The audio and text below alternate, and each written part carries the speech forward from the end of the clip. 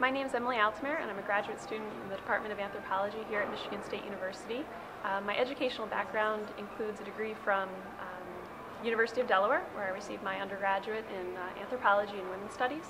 I went on to pursue a master's degree in Applied Anthro from Northern Arizona University. That's where I became interested in the application of anthropology, and actually one of the reasons I ended up choosing Michigan State to pursue my PhD. I've been a fellowship recipient in the Residential College of Arts and Humanities. It's a fellowship that's involved working with a faculty mentor, and we are required to do a research endeavor. I was examining the use of alternative learning spaces in the learning community. It's a residential college here at Michigan State University.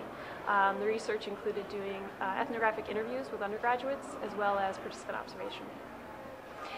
So for my PhD, I'm focusing on organizational culture at General Motors as they were going through bankruptcy. It's when I conducted my ethnographic research. So it's the research that I've done at the residential college is in line in terms of focusing on an organizational setting. But in the residential college, I was focusing on the alternative learning spaces. A lot of emphasis went onto the construction of that building.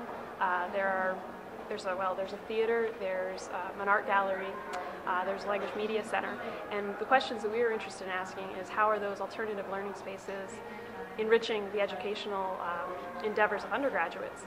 And we were interested in kind of focusing on not just the learning that occurs exclusive into the classroom, but the way in which learning is carried out in that entire complex. So my graduate advisor is Marietta Baba, who is an organizational anthropologist.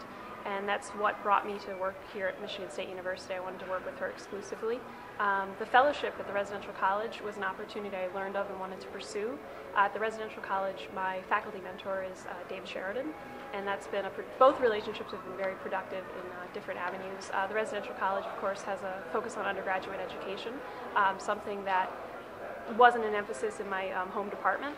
And so being able to round out my educational experience with that fellowship has been very productive. I feel like both projects, my dissertation research and then also the work that I've done at the residential college, have positioned me to really round out my skill set in terms of future employment. I envision myself probably working in a large organization that does research on their own workforce or perhaps client base. And so both of the dissertation research and the residential college fellowship have been helpful in tackling a community and recognizing the needs and interests of that community and making recommendations for how to improve or build upon the strengths in the existing environment.